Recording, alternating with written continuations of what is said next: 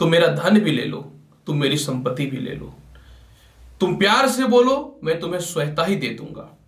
लेकिन अगर पीठ पीछे या फिर दूसरों के सामने बिना की हुई गलतियों के लिए तुम मेरे सम्मान को मार्केट में गलत बोलोगे या फिर दूसरों के सामने मुझे अपमानित करने का प्रयास करोगे, तो मैं तुम्हें नहीं छोड़ूंगा, क्योंकि मैं जीता हूं सिर्फ अपने सम्मान के लिए और अपने मान के लिए। ये और कोई नहीं, ये सिर्फ मैं बात कर रहा हूं तुला लग्न और तुला राशि वालों के लिए। इसीलिए प्रिय दर्शकों, मैं हूं एस्ट्रोलॉजर रवि गुप्ता और स्वागत करता हूं तुला लग्न और तुला राशि वाले आपका सन 2021 का मार्च महीने का संपूर्ण मासिक राशिफल लेकर के।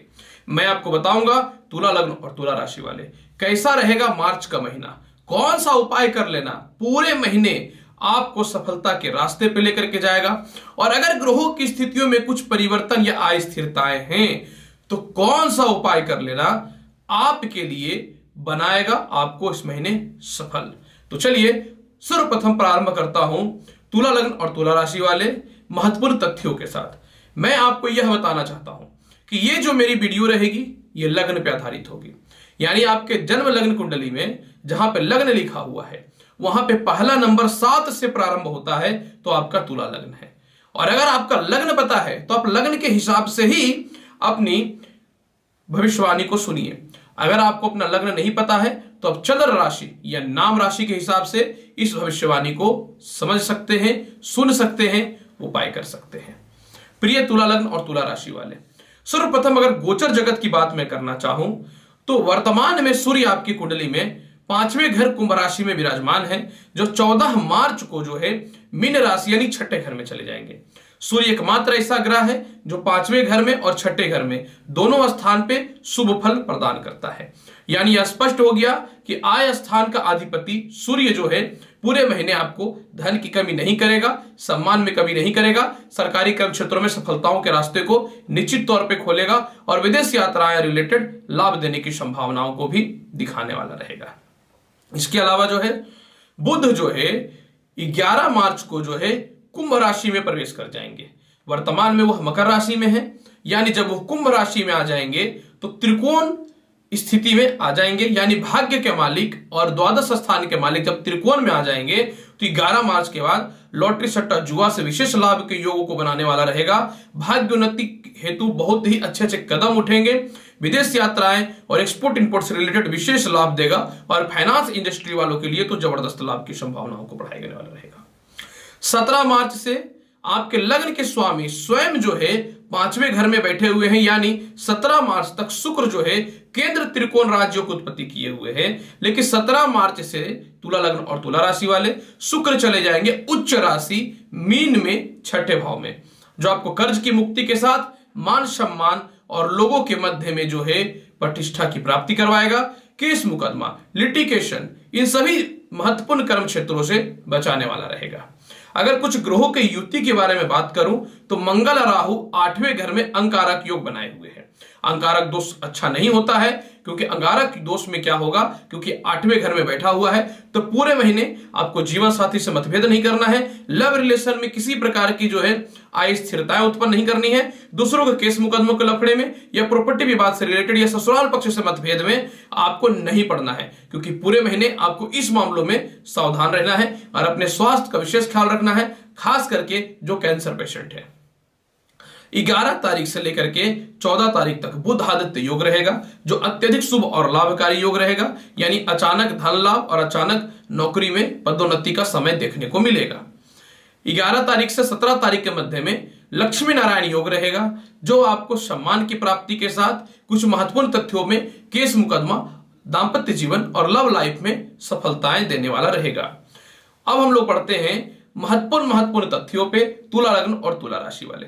सर्वप्रथम मैं आपको यह बताना चाहता हूं कि लग्न यानी आपके मस्तिष्क का मालिक 17 मार्च से जो है उच्च का हो जाएगा, और ऐसे केंद्र त्रिकोण राजयोग तो बना करके रखे हुए हैं, यानी 17 मार्च के बाद जो है सम्मान की प्राप्ति, नए नए आइडियाज, व्यापार में उन्नति, नए व्यापार का शुभारंभ, केस मुकदमा से वृद्धि और हेल्थ संबंधित और मानसिक तनाव में कमी देखने को मिलेंगे। अगर मैं बात करूं कर्म क्षेत्रों के बारे में तो सरकारी डिपार्टमेंट से रिलेटेड, मेडिकल से रिलेटेड, कागज और कपड़े से रिलेटेड लोगों के लिए, और जो भी व्यक्ति सरकारी डिपार्टमेंट में उच्च पद की प्राप्ति या सरकार से रिलेटेड कर्म क्षेत्रों में है, आपके लिए पूरे महीने अत्यधिक शुभ और लाभकारी प्रतीत होगा। दूसरी महत्वपूर्ण बात, जो व्यक्ति इंजीनियरिंग से रिलेटेड या टेक्निकल फील्ड से रिलेटेड है, आप लोगों के लिए, या फिर विद्युत या सेना से रिलेटेड कर्म क्षेत्रों में है, या उच्च पॉलिटिशियन से कर्म क्षेत्रों में है, या फिर जमीन से रिलेटेड कर्म क्षेत्रों में है, आप लोगों के लिए थोड़ा संघर्ष का समय रहेगा। पूरे महीने थोड़े सावधान रहिएगा, दूसरों का गारंटर वगैरह मत बनिएगा, बिना ऑर्डर साइन किए हुए अपने सीनियर का कोई भी रिस्क मत लीजिएगा, और जो इंजीनियरिंग फील्ड में है वो सावधान रहिएगा, बॉस से मतभेद मत करिएगा। जो व्यक्ति film industry, media, fashion designing, restaurant, fooding, beauty product से रिलेटेड कर्म क्षेत्रों में है, अगर आपकी बात में करना चाहूं, पूरे महीने अत्यधिक सफलता और उन्नति के रास्ते खुलेंगे। आपके लिए पूरे महीने की स्थितियां बहुत ही बढ़िया हैं। मैं बात करना चाहूं, जो व्यक्ति फाइनेंस, मैनेजमेंट, सीए, सीएस से रिलेटेड या फूडिंग से रिलेटेड कर्म क्षेत्रों में है, या सुपरवाइजर या मैनेजिंग डायरेक्टर है किसी कंपनी का, और खुद ही जो है एक अच्छे पद को लेकर के सभी को मैनेज कर रहे हैं, आप लोगों के लिए पूरे महीने अत्यधिक शुभ और लाभकारी रहेगा। यही नहीं, जो व्यक्ति इंश्योरेंस, बीमा से भी रिलेटेड कर्म क्षेत्रों में है, आपके लिए भी समय बहुत ही बढ़िया देखने को मिलेगा।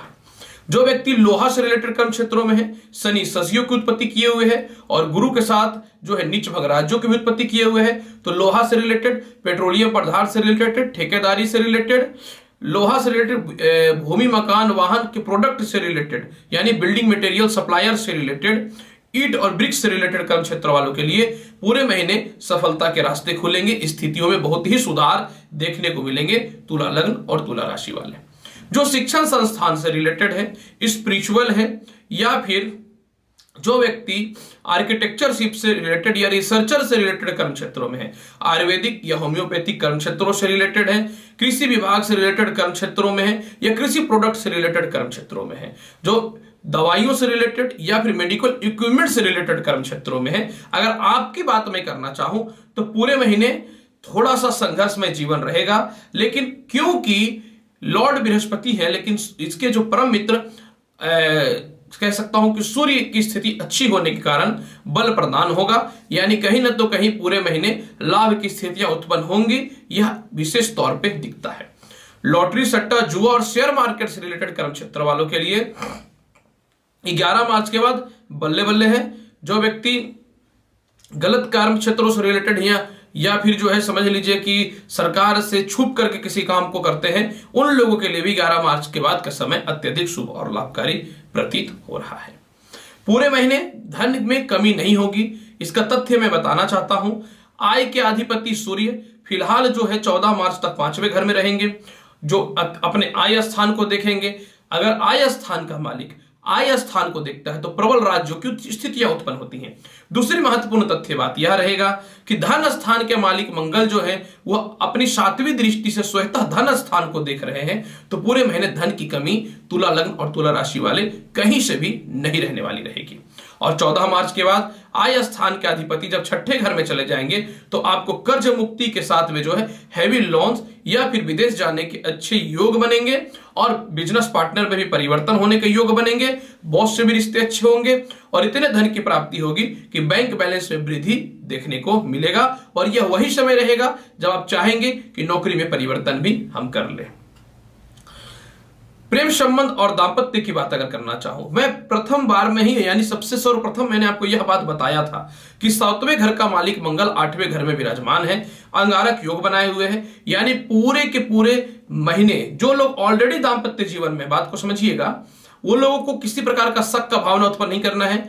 इलीगल रिलेशन भी है तो बहुत ही बच के रहना है, पकड़ा जाइएगा, केस मुकदमा की स्थिति ब्रह्मा जी भी नहीं रोक सकते हैं, इसलिए सावधान रहिएगा। और जो ऑलरेडी प्रेम संबंध में है, अगर उनके विवाह की बात में करना चाहूं तो प्रेम संबंध से विवाह के योग निश्चित तौर पे बनेंगे, लेकिन इसमें 11 मार्च के बाद विशेष सुधार देखने को मिलेगा।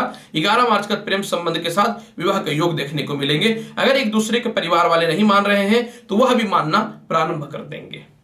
भाई बहनों से रिश्तों की बात करूं और सरकारी कर्म क्षेत्र और पारिवारिक स्थितियों की बात करूं, पूरे महीने किसी न किसी कारण से थोड़ा पारिवारिक विवाद रहेगा, थोड़ा अस्थिरताएं रहेंगी। वाणी पर नियंत्रण अगर करिएगा तो निश्चित तौर पे बढ़िया रहेगा। अगर वाणी पर नियंत्रण नहीं करिएगा और अहंकार में रहिएगा तो अहंकार तो रावण कभी नहीं टिका। हम लोग तो एक बहुत ही सामान्य इंसान है।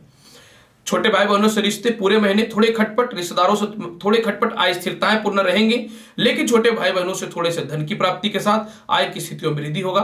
बड़े भाई बहनों से विशेष लाभ के योग बनेंगे। चचेरा भाई या चाचा या किसी रिश्तेदारों से विशेष लाभ के योग बनेंगे। और ससुराल पक्ष से भी रिश्ते की बात अगर करना चाहूं तो पूरे महीने बहुत ही अच्छा रहेगा। अगर आप सेपरेटेड होना चाहते हैं तो उसमें भी लाभ मिल जाएंगे। सरकारी कर्म क्षेत्रों से कुछ फंसे हुए पैसों की प्राप्ति निश्चित तौर पे होगी, इस पे कोई शक नहीं है।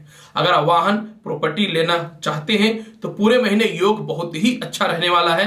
पूरे महीने अत्यधिक योग है अच्छा। लेकिन 11 मार्च से जो है 11 मार्च तक संपत्ति के योग बहुत ही प्रबल दिखते हैं। 11 मार्च तक आपके पिता और माता दोनों से विशेष सहयोग मिलेंगे। घरेलू शांति होगी। घर में कोई रेंट वगैरह लगाना चाहते हैं वह लग जाएगा। कोई प्रॉपर्टी परचेज करना चाहते हैं या एग्रीमेंट करना चाहते हैं या कार बुकिंग करना चाहते हैं, हो नहीं पा रहा था, या कॉमर्शियल व्हीकल लेना चाह रहे थे, नहीं हो पा रहा था, यह वही समय रहेगा। यानी 11 मार्च तक तो होना ही होना है, इसमें कोई शक नहीं है। हालांकि लोन लेने की प्रक्रिया में वृद्धि जो है वह 14 मार्च के बाद ही होना प्रारंभ होगा। यानी अब बुक तो कर लीजिएगा, लेकिन बड़ा लोन वगैरह लेना है, होम लोन या कार लोन के लिए, तो 14 मार्च के बाद योग बन जाएगा। अच्छा है।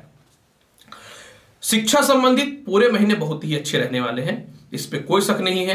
11 मार्च का शिक्षा में प्रबलता योग देखने को मिल जाएगा और उच्च शिक्षा प्राप्ति हेतु भी समय बहुत ही बढ़िया रहेगा। नौकरी में किसी प्रकार का लिटिगेशन, विवाद की स्थितियां भी आपके इस महीने सॉल्व होंगी। और विदेश रिलेटेड कर्म क्षेत्रों का कोई पढ़ाई अगर कर रहे हैं तो उसमें क्वालिफाई भी होने के चांसेस तुला लग्न और तुला राशि वाले निश्चित तौर पे बन जाएंगे।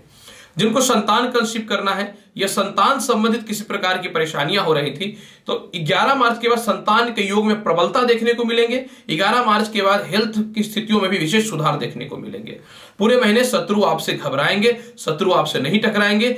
17 मार्च के बाद और 14 मार्च के बाद शत्रु नरमस्तक होंगे। जो भी छोटे मोटे लिटिगेशन है सभी समाप्त होंगे और इसी महीने केस मुकदमा से रिलेटेड भी विजय देखने को मिलेगा।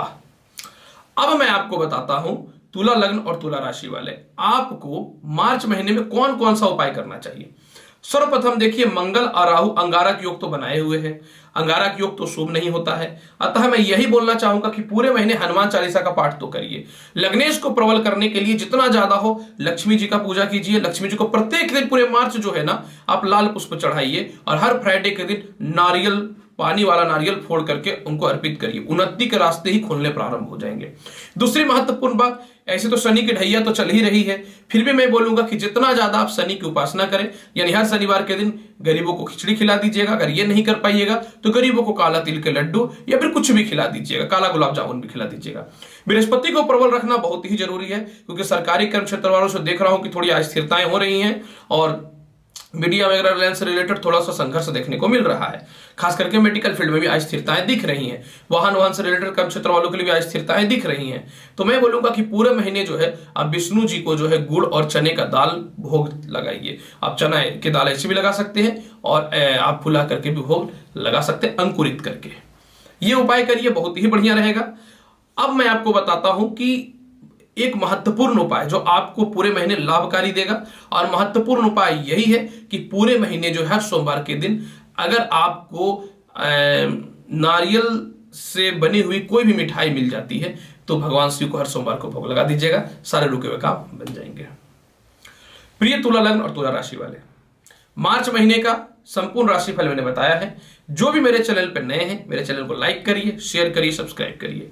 मैं एस्ट्रोलॉजर रवि गुप्ता आऊंगा आपके पास और अच्छी और महत्वपूर्ण ज्ञानवर्धक जानकारी के साथ। तब तक के लिए मैं लूंगा आपसे विदा, और यही अंतिम में बोलना चाहूंगा कि मैं एस्ट्रोलॉजर रवि गुप्ता आपके उज्जवल भविष्य का हमेशा कामना करता हूं। धन्यवाद।